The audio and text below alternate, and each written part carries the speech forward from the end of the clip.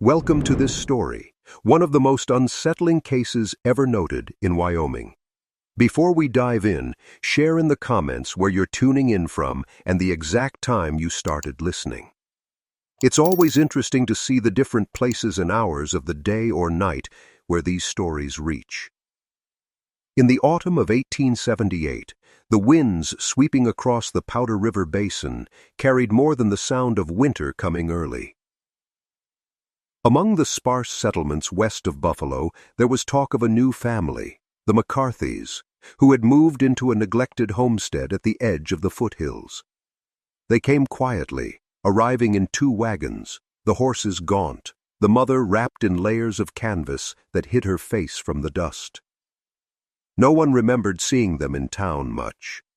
They bought only salt, lamp oil, and a few sheets of iron for patching roofs. At the time, Wyoming territory was raw and tense. Just a decade later, the Johnson County War would expose the deep rifts between landowners and settlers. But even in the 1870s, suspicion ran like a current through every handshake. The McCarthys were described in county ledgers as Irish stock, 6 in number, itinerant, possibly from Kansas.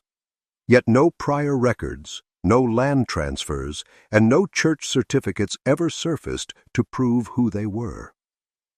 Neighbors, if they could be called that, men like Amos Liddell and Reverend Drayton, later recalled their first impressions in testimonies recorded after the turn of the century.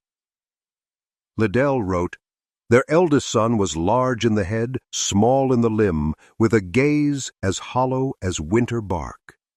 Drayton's notes were more guarded. They seemed close-knit, overly so, avoiding eye contact, never attending service or market. Through the winter of 1878 to 79, the family's isolation deepened. A trapper named Harlan Boyd reported hearing low singing, like a prayer or chant just before dawn, from the dire section of their property. By spring, the McCarthys' livestock had grown, though none were seen buying feed or seed. Some believed they hunted or scavenged from the wild. Others whispered that the family buried something, or someone, near the creek bed each full moon.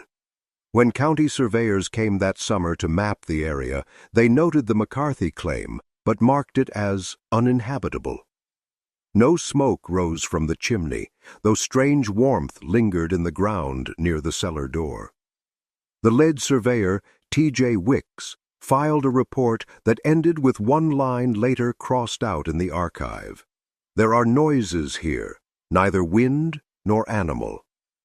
That report vanished by 1880. So too did the McCarthys. When a passing freight rider stopped by the property that November, he found the doors wide open, furniture untouched, and a crib overturned by the hearth. The cellar was locked from the outside. He pried it open with a fence rail. What he saw inside was never recorded, only referenced years later as the McCarthy evidence, sealed in the Buffalo County Courthouse vault. Rumors spread fast in small towns, especially when isolation bred fear. By the time an official investigation began, the property had burned. Whether by accident or intent, no one could say. But one witness, a young deputy named Corin Hale, left a diary entry that remains the most chilling fragment of the record. They weren't all gone. Some had crawled. By early 1879, what little remained of the McCarthy homestead was already turning to ruin. The county marshal's office sent 2 men to inspect the site, though neither filed a complete report. One, Deputy Hale, the same who had written about the crawling, resigned 2 months later. The other, a quiet man named Peter Rawlins, was last seen traveling east toward Casper. His horse was found wandering weeks later, saddle torn and reins cut. Locals tried to forget, but Wyoming was a small place then. Ranchers, settlers, and soldiers all passed stories like coin.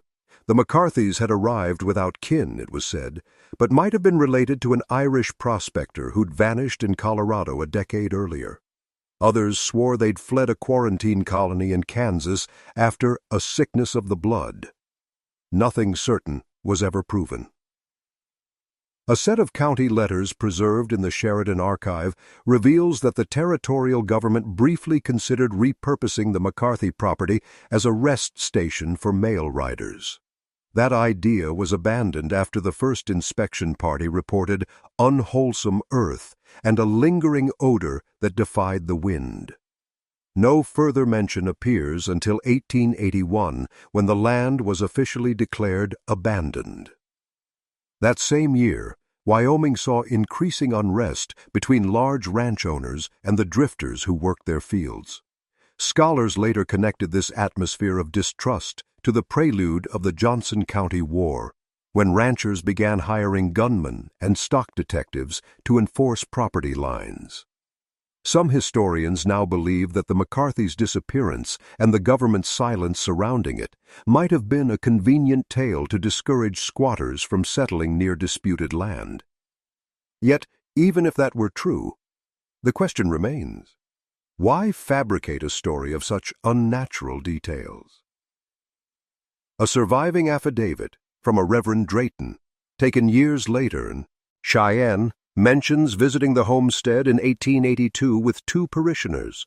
They found the ground uneven, as though mounded and refilled multiple times. Drayton wrote, "The earth gave slightly underfoot, soft in spite of frost. I found bits of cloth, too small for adult wear, and a clasp from what might have been a child's shoe." By 1884, settlers from Montana began passing through the area again. They spoke of the land's uncanny quiet. One traveler, a German physician named Ernst Lauter, who had come west to study rural health conditions, wrote that his horse refused to approach the cellar. In his field notes, recovered decades later, he remarked, "The people of Wyoming carry silence as a tool. They do not ask questions of the ground." Lauter's observation would prove prophetic. The files from the Buffalo courthouse, what remained of them, were transferred in 1886 to the new Territorial Archive in Cheyenne.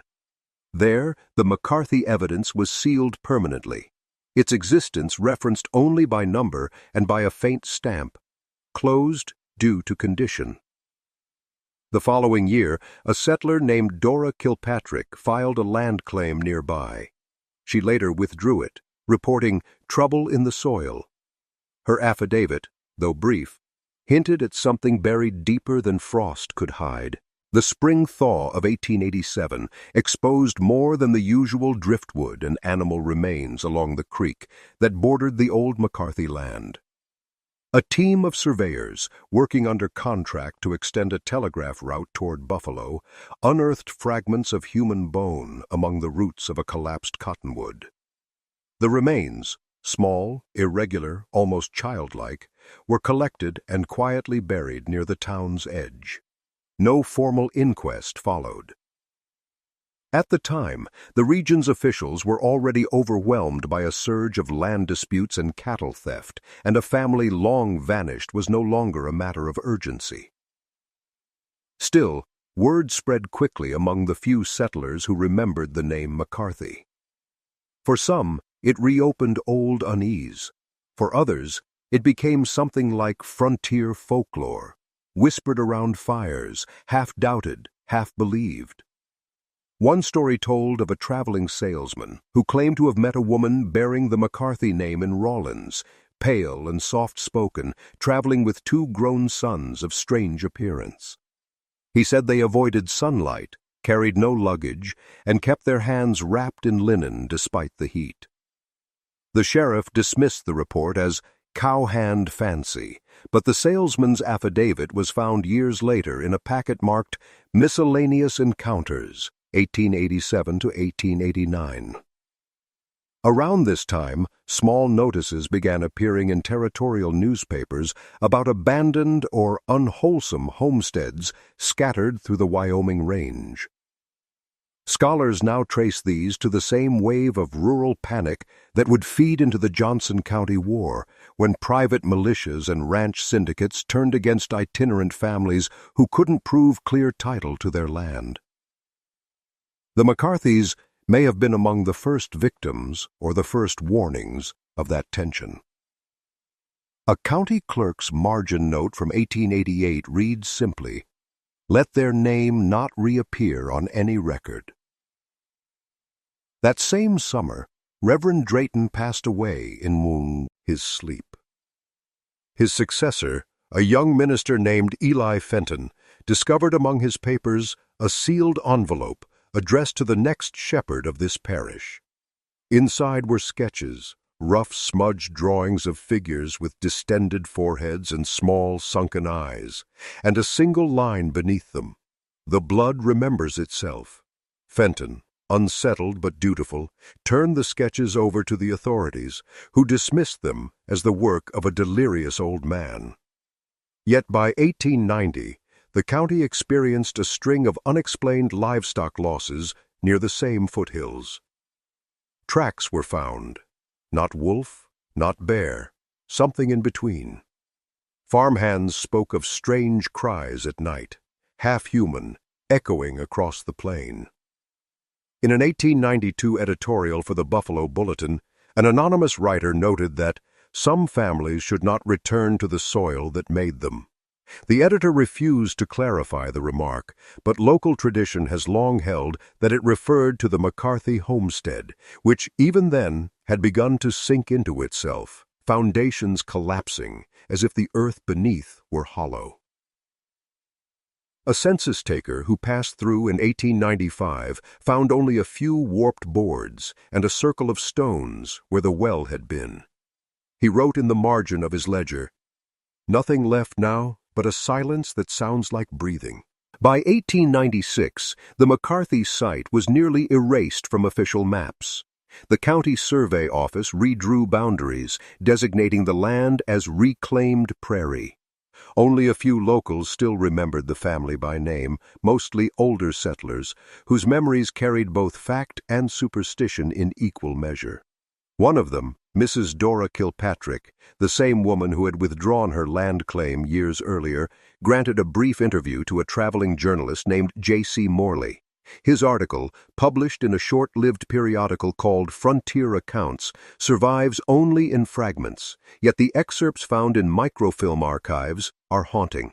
Morley wrote, "She spoke quietly, almost kindly of them, said they came seeking quiet and were given too much of it, that their youngest child could speak to no one, but made a sound like wind in a chimney."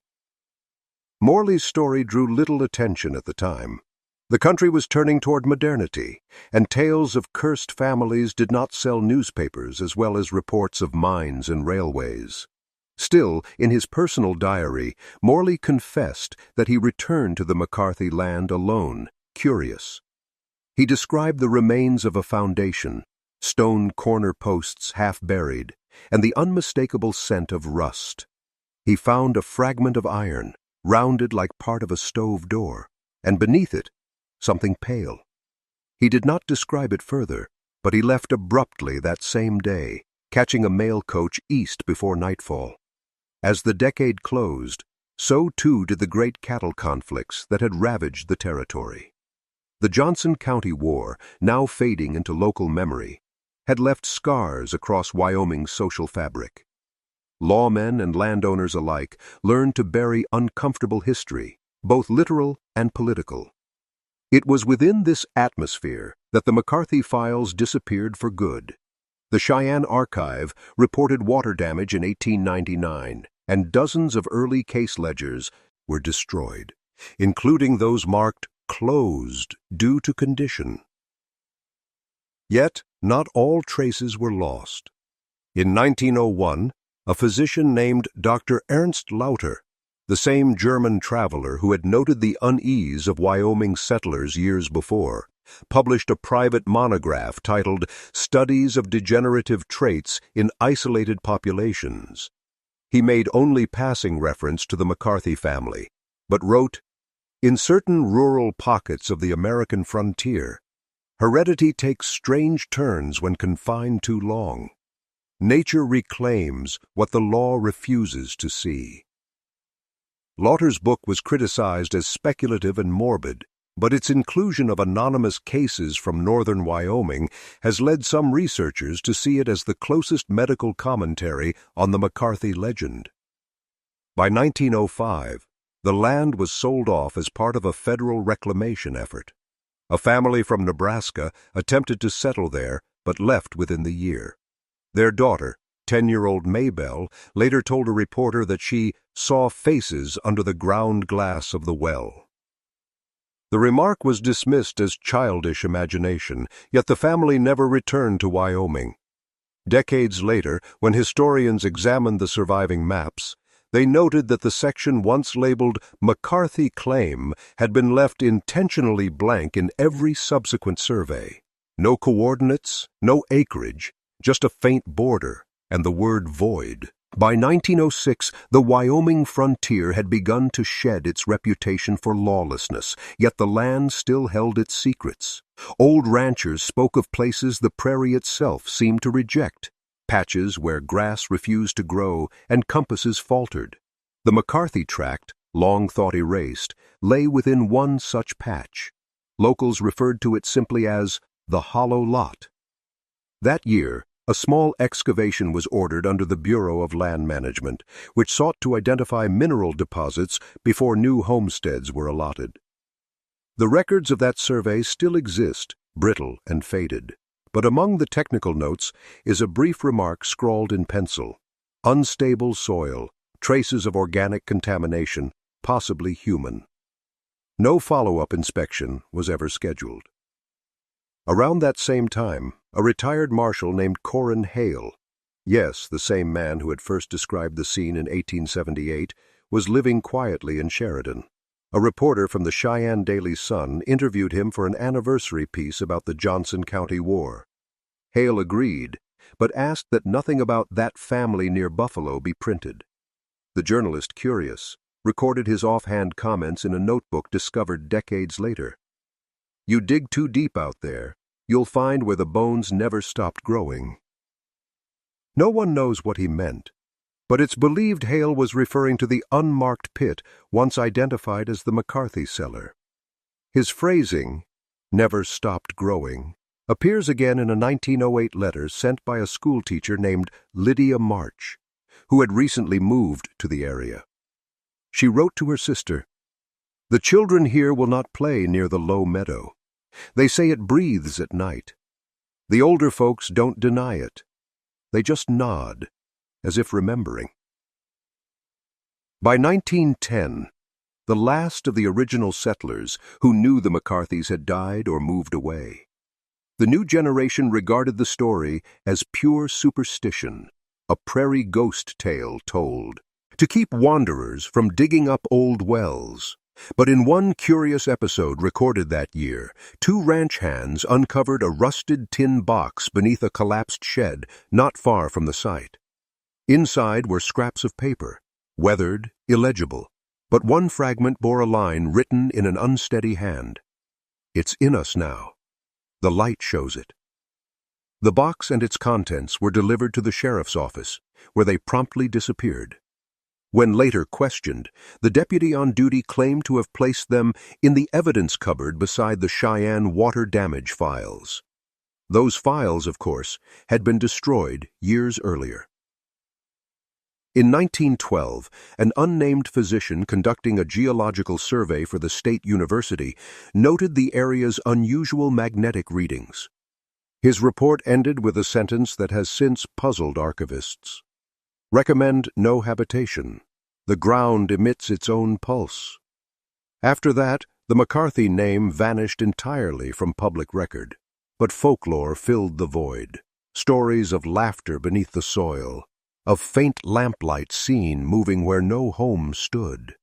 The land seemed determined to forget, even as the few who remembered it whispered that forgetting was its own form of mercy. By 1914, the old Wyoming frontier had begun to modernize. Telephones reached the county offices, rail depots expanded, and the slow rhythm of settlement was replaced by industry. Yet in Buffalo, there remained one place unclaimed, an empty swath of land to which no line or fence ever held. That was the ground once belonging to the McCarthys. That same year, a traveling academic named Professor Nathaniel Cray, a folklorist from Illinois, arrived in Wyoming collecting oral histories from aging pioneers. His journals, later published posthumously, contain a brief but chilling section titled "The Family Without Records." In it, Cray describes speaking with a storekeeper, Mrs. Beryl Watts, who had been a child when the McCarthys lived. She recalled a woman, presumably Mrs. McCarthy, whose voice seemed always half gone, as though she spoke through a wall. When Cray asked what became of them, Mrs. Watts only replied, "They went down before they went away." Intrigued, Cray visited the old site, now overgrown with low sage and thistle. He marked its location as being half a mile east of the bend in Clear Creek, near a sinkhole shaped like a cradle. He noted strange depressions in the soil and described the air as still but uneasy, as if holding its breath. Cray was a skeptic by training, yet his tone changes in the following passage. "I placed my palm upon the ground and felt a dull vibration, faint but rhythmic, as though beneath lay water or breath." That entry would be the last written in his Wyoming journal. 2 months later, his belongings were found at a boarding house in Cheyenne, his trunk sealed, but his field notes missing. The local paper mentioned only that he departed eastward under strain. No ticket record or witness of his departure was ever found. Around this time, a team of geologists from the University of Wyoming began surveying areas around Clear Creek for mineral deposits. One student, Harold Fenwick, wrote in a letter to his mentor, "We located an odd patch of soft ground with trace magnetism. The soil samples had to be burned. Odor was too strong, not sulfur, something organic." His professor advised him to destroy the remaining samples.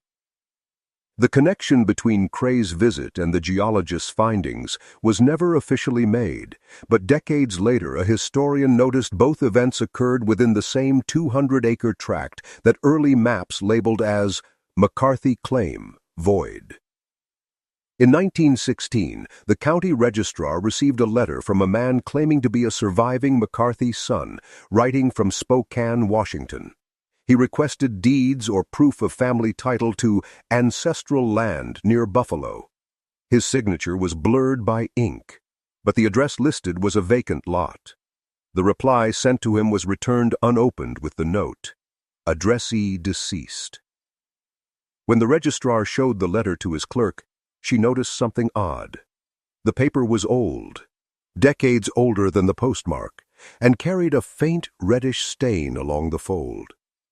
She burned it that night, though she could not say why.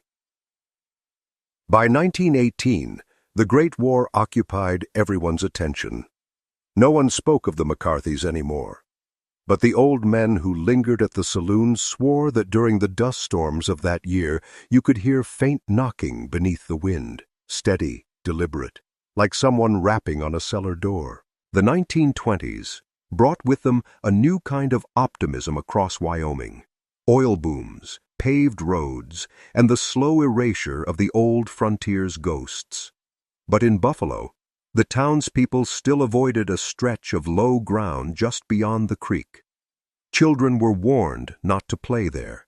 The few who disobeyed returned pale, shaken, sometimes unable to describe what they'd seen. In 1921, a local survey for potential oil drilling passed directly over the so-called hollow lot.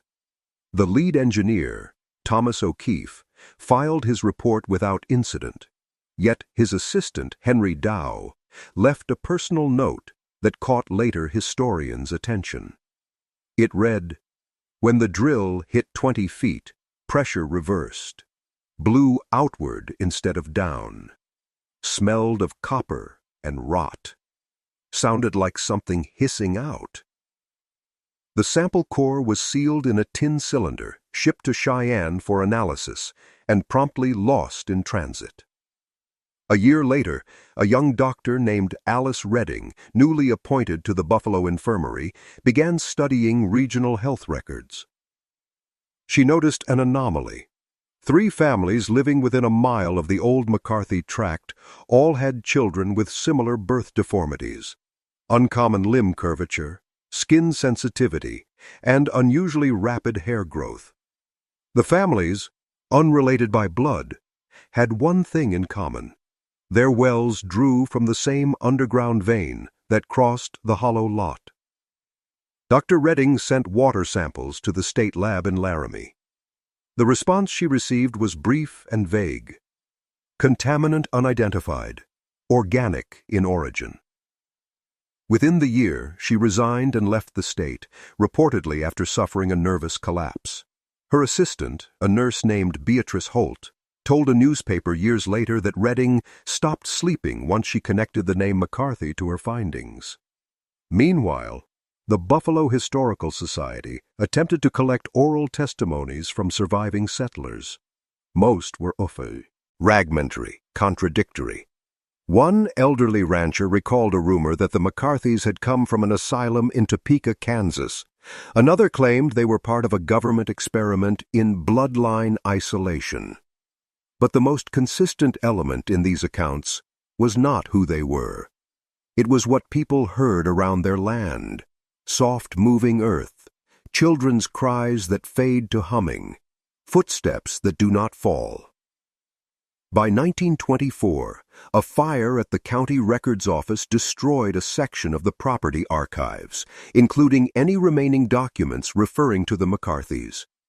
Some believed the blaze accidental, others less so.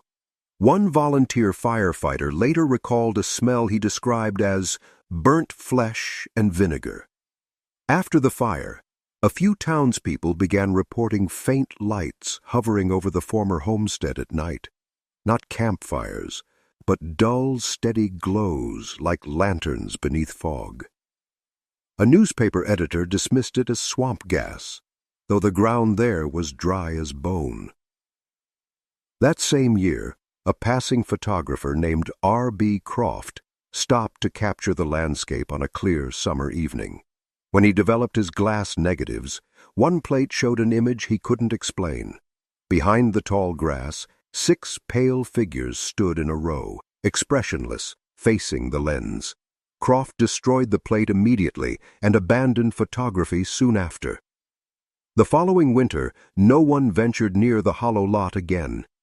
Locals said the snow there never settled evenly, as though the ground refused the weight of it. By the late 1920s, the McCarthy story had become more rumor than recollection, a fragment whispered at the end of a bar or retold around a stove on long winter nights. The hollow lot, however, persisted as a physical scar on the landscape. It refused to be absorbed into the progress of the times. No fence held there, no plow cut straight. In 1927, the county approved plans to build a minor highway link connecting Buffalo with nearby ranching routes. The proposed line ran straight through the hollow lot. Construction began in June under the supervision of Foreman Elmer Klein, a pragmatic man known for scoffing at frontier spook stories. His crew worked steadily until August, when the first accident occurred. A steam paver's front wheels sank suddenly into the ground, as if the soil had liquefied. The driver, trapped by a collapsed section of roadway, was pulled out hours later, alive but delirious. Witnesses claimed he kept repeating a single phrase, "They're still beneath." Klein wrote it off as shock, but 2 weeks later, a second collapse followed. This time, a laborer named Joseph Mott disappeared entirely when a pit opened beneath him. The pit was described as deep but soundless. When they lowered a lantern, the light dimmed abruptly, though no draft was felt. Work stopped immediately. Within 3 days, the county rerouted the road entirely, leaving the half-built section to crumble. Records from that brief project were filed under Incident Site 12B. In 1931, during a state audit, the file was quietly removed and stamped void, natural hazard. No one questioned the decision. Yet there were witnesses who couldn't forget. A mechanic from the project, Sam Dray, later told his nephew in a letter that the smell down there was like meat left too long in the sun. He described seeing blackened shapes clinging to the pit's edges, not roots, not bones, but something between. That same autumn, an amateur historian from Casper, Edwin Collis, began researching forgotten Wyoming settlements. He heard the McCarthy name mentioned by a librarian who remembered old sealed ledgers from Cheyenne. Collis submitted a request to view them and was denied. The librarian, years later, would confess she received a telegram the next morning ordering the materials reclassified under mineral registry. No such registry exists. Undeterred, Collis traveled to Buffalo, seeking survivors or land records. He found neither. Instead, he met an elderly widow, Mrs. Keene, who told him something peculiar. "My father knew them McCarthys. He said they weren't right, said they shared too much blood between them." She showed him a small locket said to have belonged to one of the daughters. Inside was not a portrait, but a lock of hair that glimmered faintly even in the dark. Collis left Wyoming soon after. His final letter, mailed from Denver, contained a single note of observation. "I think their graves are not graves at all. I think they planted themselves." After that, his correspondence ceased. The next year, his boarding house in Denver reported his room abandoned, books left open, ink still wet, window unlatched. The years that followed buried the McCarthy story deeper beneath the dust of the Great Depression. Wyoming, like much of the West, struggled through drought, migration, and silence. People learned to keep their minds on survival, not on ghosts. Yet even hardship could not erase what lingered in the hollow lot. By 1933, a Works Progress Administration team began cataloging unused land for potential farming rehabilitation. One of the assigned clerks, John Elwell, kept a personal log of sites he surveyed. His entry for the McCarthy tract, though brief, remains one of the most chilling artifacts in the regional archive. Soil dry to touch yet damp beneath, odor metallic, unlike any rot. Birds avoid landing here. He took a small sample of the earth and sealed it in a glass vial, intending to deliver it for testing. When he returned to his quarters, the vial had cracked cleanly down the center, the soil inside fused to the glass as if melted. Elwell filed no further notes. Weeks later, his co-workers reported him missing. His tent was found collapsed, belongings intact, except for his shoes, which lay side by side at the edge of the creek. His final recorded line in the WPA ledger read, "The ground hums louder at night." After Elwell's disappearance, the federal project quietly redrew its land survey, excluding the hollow lot from further study. Officially, it was listed as unsuitable for cultivation due to subsoil inconsistency. Unofficially, workers refused to camp within a mile of it. In 1935, a new family, immigrants from Nebraska named Pritchard, purchased a nearby property. They stayed less than a year. Their youngest son, Walter, later testified to a local priest that his mother began talking to the wind, and that at night the barn doors opened by themselves like someone was walking through. When the priest visited, he found the family gone. The house was straw, stripped bare except for a single item, a rusted child's shoe left on the windowsill. By 1937, the story of the McCarthys had become more legend than memory. A regional folklore column in the Sheridan Press described it briefly under the title The Buried Bloodline. The author dismissed it as frontier gossip, yet ended with a curious note. Old men say that if you lie on that earth long enough, it will remember your name. It was during this same period that historians revisiting the Johnson County War began to encounter indirect references. Letters from settlers mentioning that cursed family near Buffalo, and a sealed vault the law refused to open. The connection remained speculative, but the timing was undeniable. Both the war and the McCarthy disappearance emerged from the same landscape of secrecy and isolation, where silence was often the only form of justice. One final report from the late 1930s survives, a field note from a postal inspector who stopped by the Hollow lot after hearing of squatters camping there. He found no tents, only shallow impressions in the soil like where bodies had lain. His closing remark reads, "The air felt full, like it wanted to speak." After that, the government closed the area entirely to homesteading.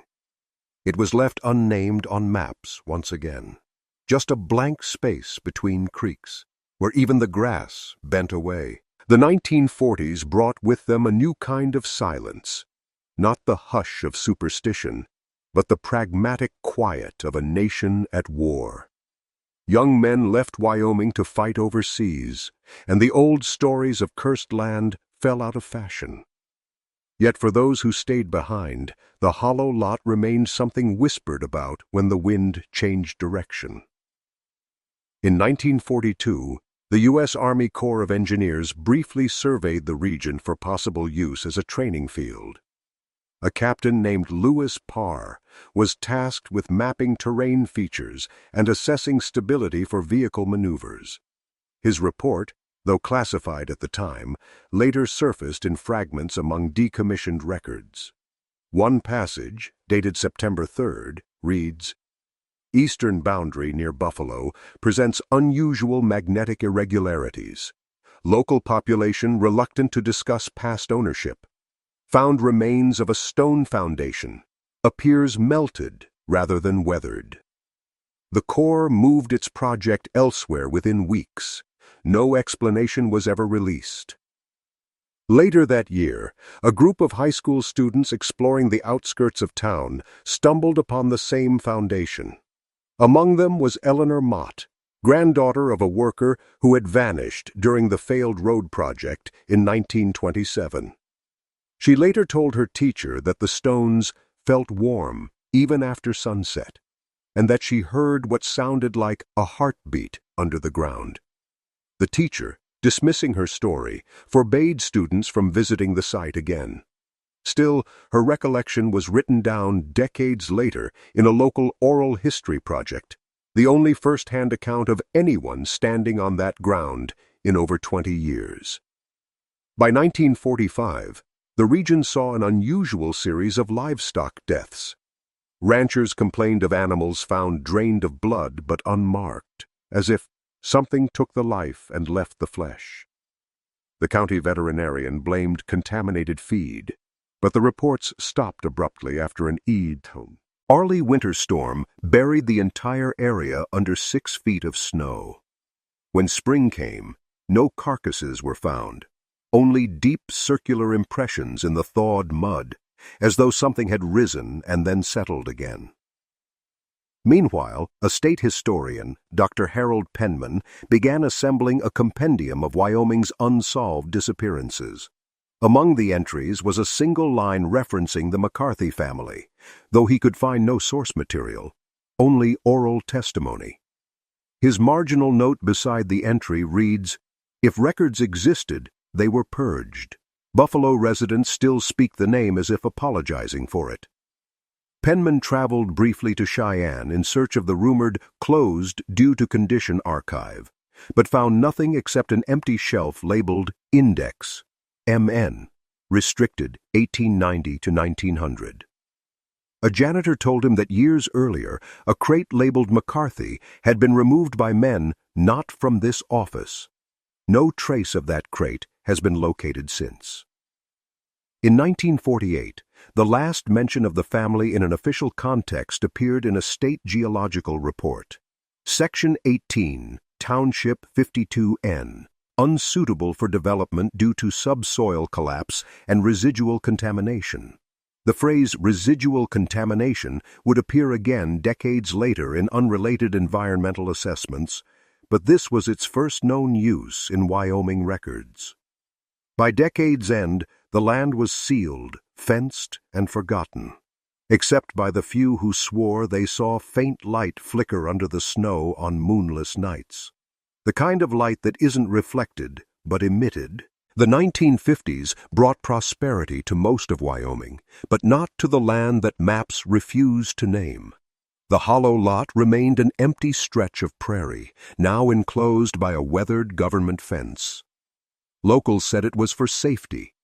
Unstable ground, sinkholes, maybe even unexploded ordnance from the abandoned core project. But in town, everyone understood that it was simply a place left alone. In 1952, a traveling journalist named Howard Penley stopped in Buffalo while researching Forgotten Frontiers. His curiosity was piqued by an old ranch hand who mentioned a family of mutes that had once lived in those hills. Penley followed the rumor, locating the fence and a rusted warning sign marked "No Entry, Federal Property." He climbed it anyway. According to his notes, recovered years later from his estate, he found the ground oddly soft beneath his boots despite weeks without rain. He described a faint hum, like a hive buried beneath clay, and a sour metallic taste in the air. He took 3 photographs, though when developed, all showed a blurred white haze across the center. His camera jammed shortly after. Penley's article, "The Void Near Buffalo," was never published. The magazine that had commissioned it rejected the story, calling it too morbid, too vague. Within the year, Penley suffered what his wife described as a complete break. He spent his remaining years in a sanitarium in Colorado, often muttering phrases from his notes. They grew in the dark, and the hum is still feeding. The following decade saw renewed interest in the region due to Cold War infrastructure. In 1957, a brief but well-documented inspection was carried out by the U.S. Geological Survey, focusing on magnetic anomalies. One section of their unpublished field report mentions the McCarthy tract by coordinate. Readings unstable. Compass deviation persists. Subsurface strata appear auras, containing irregular voids. Recommend exclusion from any military or civil engineering use. That report was marked confidential and quietly archived under a new file name, Wyoming Field 19R. It would not resurface publicly until the 1990s. During those mid-century years, residents of Buffalo noticed subtle changes. The grass on that fenced land grew faster and darker than anywhere else, bending even when there was no wind. Hunters said animals skirted wide around it. On nights when the moon was full, some claimed to hear the faint echo of laughter, thin and childlike, carried across the plain. A local teacher, Mrs. Hensley, collected such accounts in a small booklet for her folklore club. The project was never completed, but one entry stands out. A rancher's wife described seeing a group of 6 figures walking single file across the horizon in dusklight. Too tall for children, too slight for men. The woman insisted they were singing, though she could not make out the words. After that account, Mrs. Hensley burned her notes. She told her students the story was not folklore at all. By the close of the 1950s, the fence remained, but the signs were gone. Travelers who strayed near it said they heard nothing, only felt a quiet pressure in the air, as if the ground itself were holding back a sound too old to name. By the early 1960s, Buffalo had become a quiet western town, its ghost stories nearly forgotten beneath new neon signs and the hum of car engines. But the hollow lot remained, fenced, barren, and avoided. Even the road curved slightly away from it, as if designed by instinct rather than ordinance. In 1961, a team from the University of Wyoming's Department of Anthropology conducted a soil survey of early homestead sites across Johnson County. Their focus was agricultural history, not folklore. Yet their intern, Martha Kent, took interest in the fenced parcel marked Private Federal. Against instruction, she and 2 assistants sampled its perimeter. What they found was never officially published, but Kent's field notebook, later discovered among her belongings, provides a terse and unsettling summary. Composition inconsistent. Organic traces, possibly animal. Odor persists after exposure to air. No bacterial decay present. She added in pencil, "The ground is alive, but not in a way we measure." Kent's supervisor confiscated the samples, labeling them contaminated.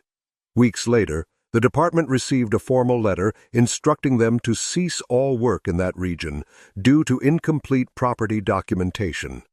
Kent resigned the following year and moved to Montana. When contacted in the 1990s, she refused to discuss the incident, saying only, "Some research deserves forgetting." Around the same time, a local radio host named Bill Tanner began producing a weekly series on Wyoming folklore. One episode, recorded in 1963, included a brief mention of the McCarthy family. Tanner interviewed 2 elderly residents who recalled hearing their parents speak of children who never learned words. The episode aired only once before the station abruptly pulled it from rotation, citing complaints. Months later, Tanner was found dead in his car on the edge of Clear Creek. The sea house was ruled carbon monoxide poisoning. His final tape, still in the recorder, captured only static and faint rhythmic knocking. 6 beats, repeated every few seconds. By 1965, the site was entirely omitted from updated state maps. Even surveyors couldn't find the coordinates, though older maps placed it precisely between 2 small tributaries. It was as if the land had rearranged itself. A rare document from that decade, however, confirms the federal government hadn't forgotten it. A declassified internal memo dated 1967 refers obliquely to Field 19R, Buffalo Sector, unstable zone, no further excavation recommended. Residual magnetism continues. The memo concludes with the chilling line, "Area remains self-sealing, containment intact." Self-sealing. It was a phrase that perplexed later historians, suggesting not geological instability, but an active, reactive element, something that repaired itself when disturbed. That same year, a photographer named Leon Briggs captured an aerial series of Johnson County for a tourism brochure.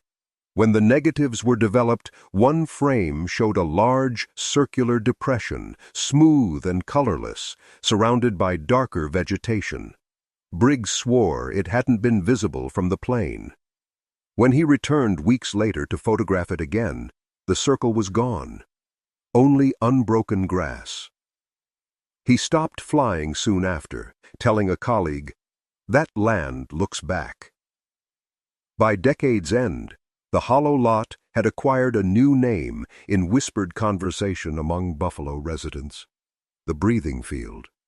Few remembered the McCarthys anymore, but everyone knew not to stop there. The 1970s marked the beginning of what locals quietly called the forgetting. The breathing field, once a story, then a superstition, became little more than a blank on county zoning charts. Yet some people, drawn by rumor, still went looking. In the summer of 1972, a graduate student in regional folklore, Daniel Reeves, arrived from the University of Colorado to document vanishing frontier legends. He spent several weeks in Buffalo interviewing older residents. Most declined to speak on record, but one man, Walter Pritchard, the last surviving member of the family that had briefly farmed near the McCarthy site in 1935, agreed to meet. Reeves' transcript records a voice slow and trembling. "My mother used to say the ground down there had memory. You step on it, it feels you. Step again, and it remembers where you'll be." Reeves visited the fenced land shortly after. In his field diary, he described the terrain as strangely symmetrical. Grass bent inward as though pulled toward the center.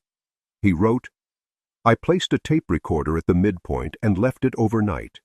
Playback revealed faint whispers, 6 distinct voices speaking at intervals. Frequency analysis shows no wind interference." The following morning, Reeves left Buffalo without checking out of his boarding house. His car was later found abandoned near the Montana border, doors open, ignition off. The tape recorder was recovered from the front seat, but the reel had melted. That same year, a small tremor shook Johnson County. Though mild, seismologists noted the epicenter lay directly beneath the coordinates once labeled as the McCarthy Tract. The tremor lasted 6 seconds, brief, rhythmic, like the knockings heard on Bill Tanner's final recording a decade earlier. In 1975, an amateur historian named Gordon Hale, a descendant of the original deputy Corin Hale, attempted to reopen county files related to the McCarthy investigation. He was told no such documents existed.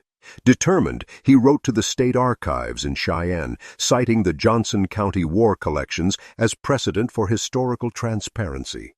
Weeks later, he received a polite but cryptic response.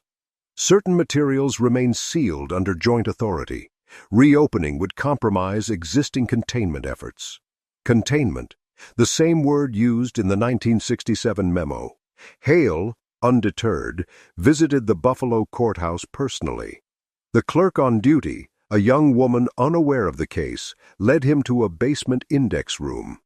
There, he reportedly found a single metal drawer labeled simply C. Inside was a single ledger page. 1878, McCarthy, filed, closed, transferred. No further entries followed.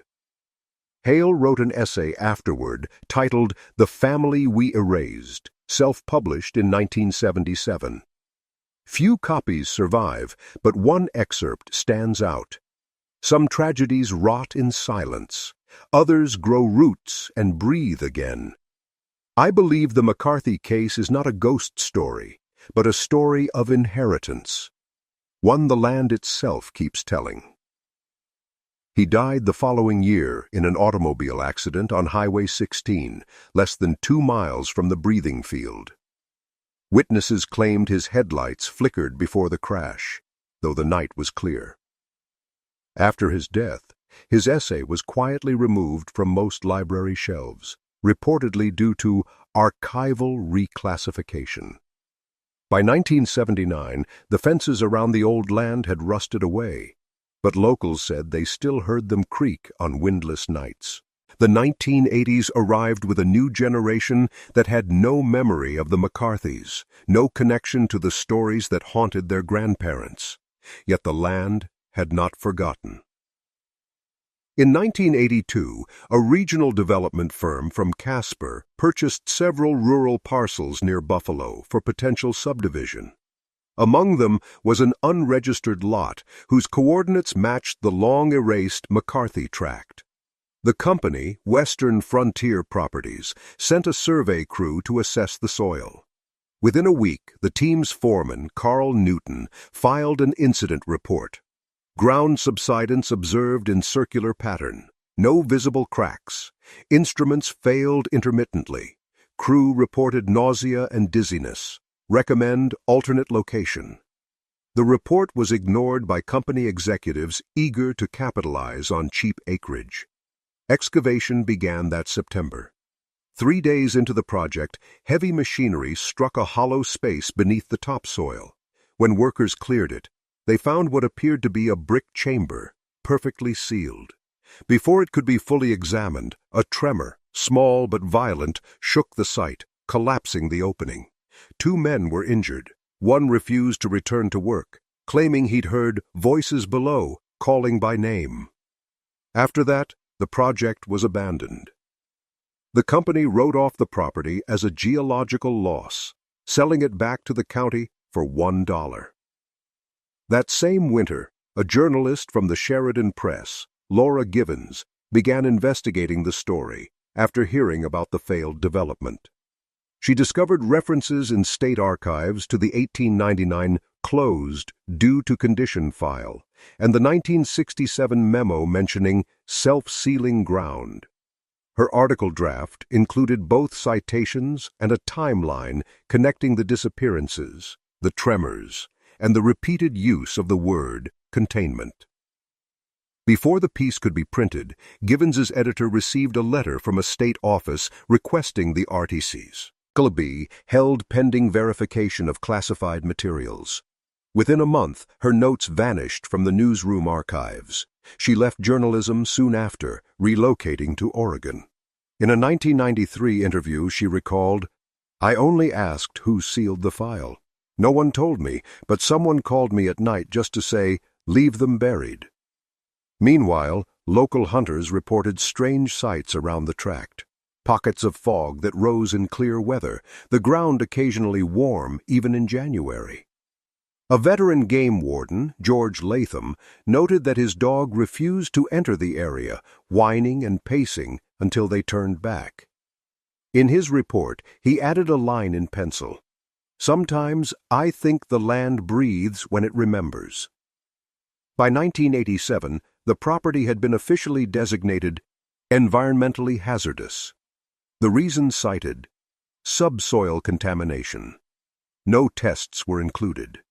A wire fence went up again, though no agency claimed responsibility for maintaining it. That same year, a rare copy of Gordon Hale's suppressed essay, The Family We Erased, resurfaced in a used bookstore in Casper. Inside the front cover, in faint ink, someone had written, "They are still beneath the clay. They do not decay. They wait." The owner of the bookstore reportedly burned the volume that night.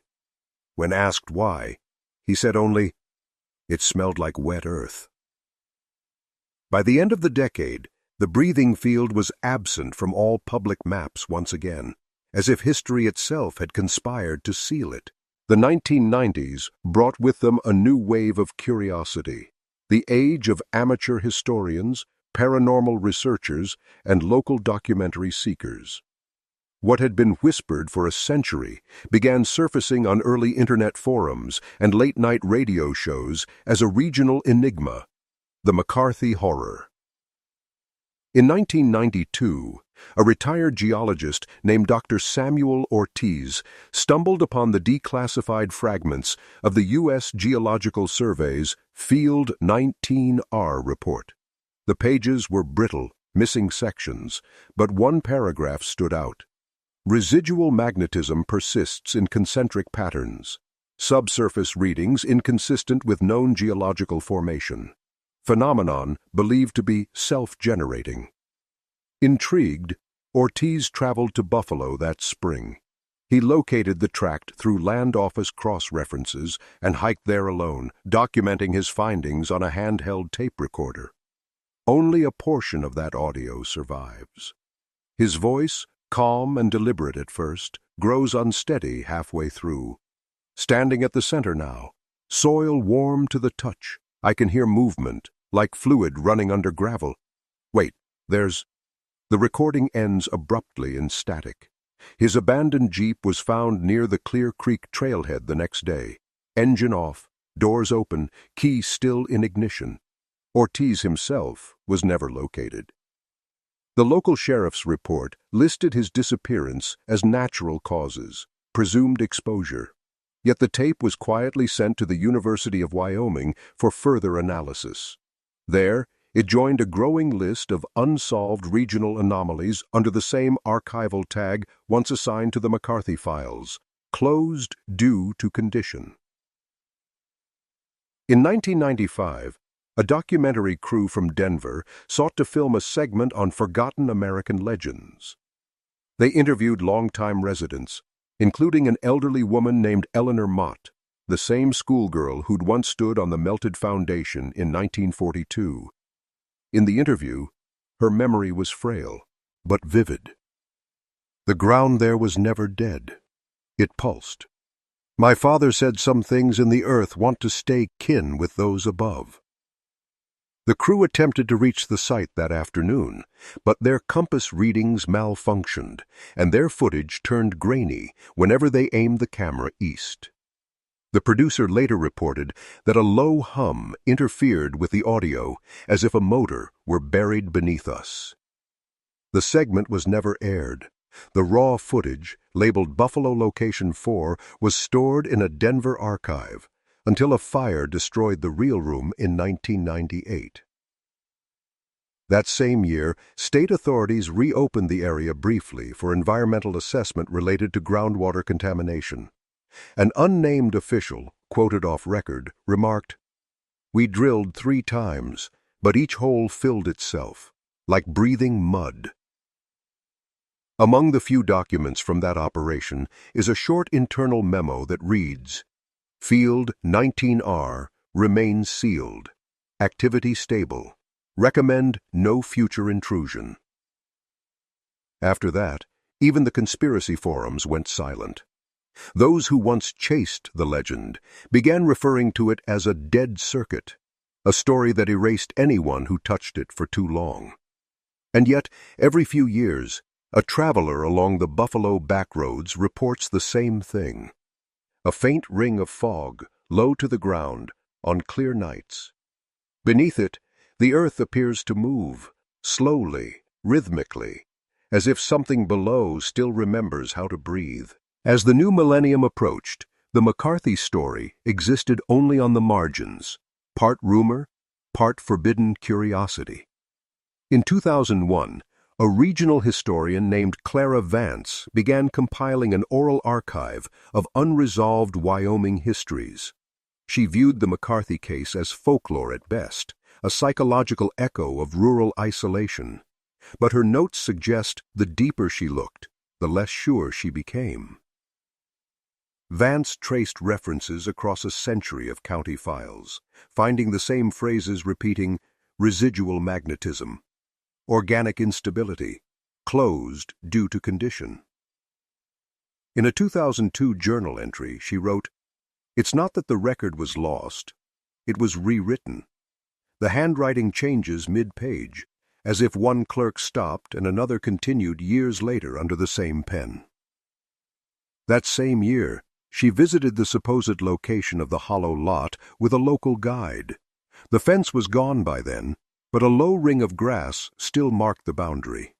Her recorder captured nothing unusual, only wind, crickets, and the guide coughing softly.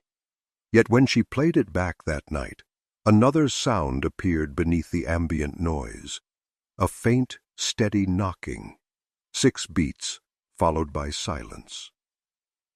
Vance continued her research quietly for several years. In 2005, she published an article in the Wyoming Historical Quarterly titled "Absences in the Archive: Notes on Erased Families of the American West." Though she avoided the McCarthy name, one footnote reads, "Certain records vanish in patterns. It is less like destruction and more like digestion." 3 months after publication, she resigned from her teaching post and left Buffalo.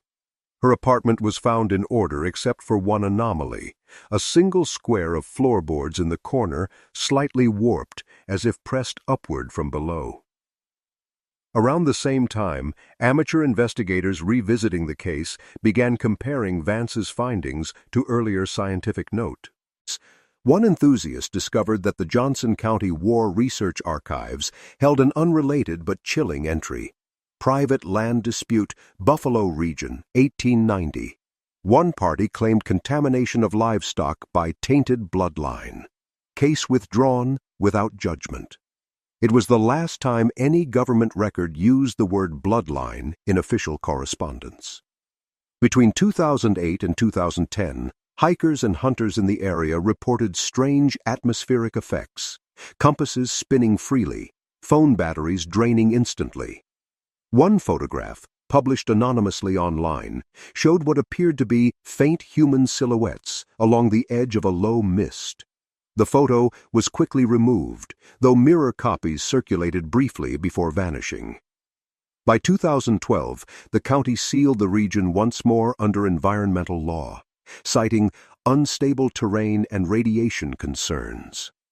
Locals scoffed at the idea of radiation, knowing the truth was older than science, something rooted not in metal or waste, but in memory. The same year, a volunteer cleanup crew working along Clear Creek reported an odd patch of soil that moved when walked on. They described it as warm, pulsing slightly beneath their boots. The supervisor dismissed it as underground water flow, but later admitted privately that there had been no water there in decades. In her final interview before leaving Wyoming, Vance said softly to the recorder, "It isn't a haunting, it's inheritance. Whatever the McCarthys buried, the land accepted." Her words closed the tape, and in many ways, the investigation. No further expeditions were permitted after 2013. But residents say that on some nights, when the wind slides down from the Bighorns and crosses the plains, you can still hear a faint hum in the soil. A rhythm, slow, patient, remembering. By the late 2010s, the hollow lot had become a myth wrapped in red tape. Few even knew where it was anymore. GPS systems marked the coordinates as a restricted biological survey zone, and Google Earth rendered the area in blurred, misaligned tiles. Still, that didn't stop a handful of investigators, hikers, and self-styled truth-seekers from trying to find it again. In 2017, a small independent podcast called Lost Counties featured an episode titled The Breathing Field. The hosts, both Wyoming natives, claimed to have discovered partial maps referencing Field 19R and the McCarthy name in forgotten local archives. They interviewed several residents, including a retired county maintenance worker who recalled replacing signage near the restricted area in the 1980s. His account was matter-of-fact. It wasn't fenced to keep people out. It was fenced to keep the ground in. A week after the episode aired, the podcast was taken offline.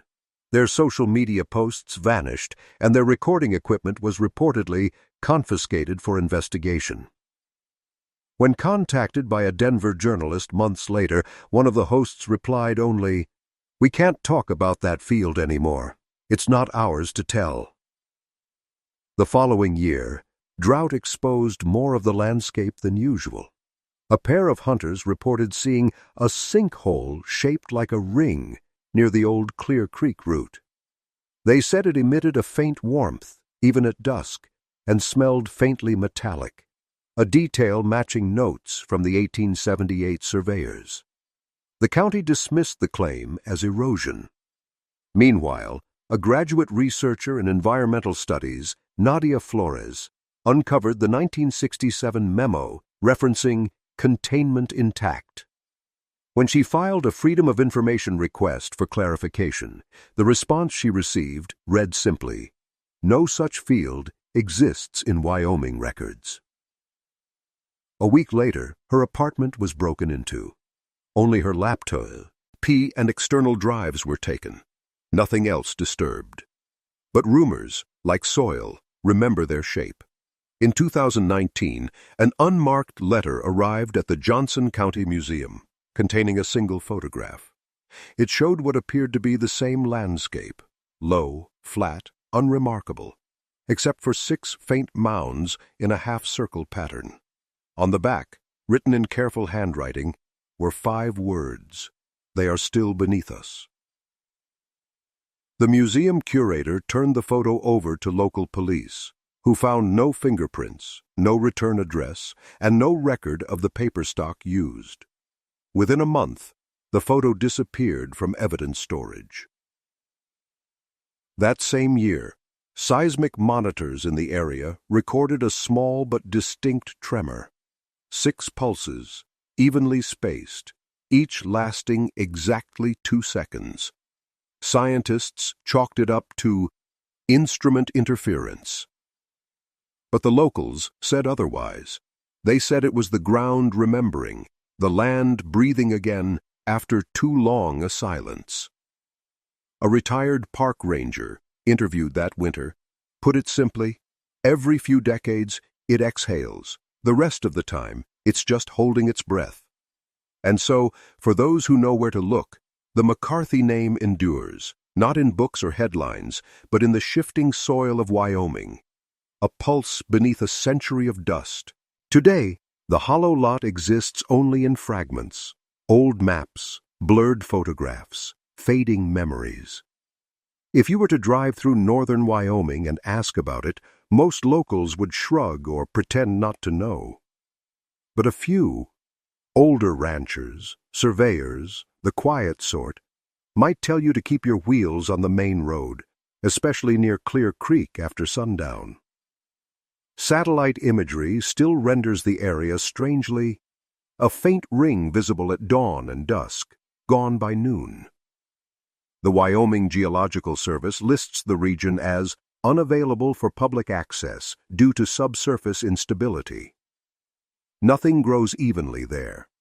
When the snow melts, it does so in patches, leaving 6 clear circles of bare soil. In 2021, a graduate student revisiting the Johnson County War for her thesis came across a familiar phrase in old correspondence, the closed file near Buffalo. When she traced the reference, she found that the file number matched one first registered in 1878, then again in 1899, 1948, 1967, and 1998, each time under a different department, each time sealed with the same notation, closed due to condition. No one could explain why a single family name would pass through more than a century of government ledgers. The archivist assisting her simply said, "Some histories aren't forgotten. They're buried on purpose." In the years since, hikers still report strange sensations near that stretch of prairie. Vibrations underfoot, air that feels charged and heavy. One traveler described it as standing above a sleeping heart. Others hear nothing, feel nothing, and leave convinced the stories are nonsense. But the few who linger past dusk often speak of a low hum rising from the soil, pulsing slow, steady, 6 beats, then stillness. Some say that what happened to the McCarthys was punishment, an act of nature against isolation, bloodline, or sin. Others whisper that they were never gone at all, that something in their line found a way to survive beneath the clay, reshaping itself when disturbed. The evidence has long since burned, yet the rhythm remains, as if the earth remembers how to keep their pattern alive. Even now, ranchers avoid that field. Equipment fails near it. Fences bend toward its center. On moonless nights, faint lights drift along the horizon, then vanish before anyone can focus on them. The air feels heavy there, not dangerous exactly, just aware. If you stand at the center long enough, locals say, you'll feel a pulse through your boots. It's easy to tell yourself it's just the wind or the distant tremor of a passing truck.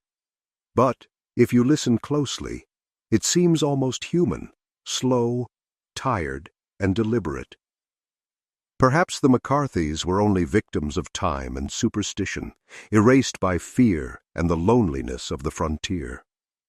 Or perhaps the ground beneath Wyoming still holds their secret, sealed, self-contained, and breathing quietly beneath the weight of a century's silence.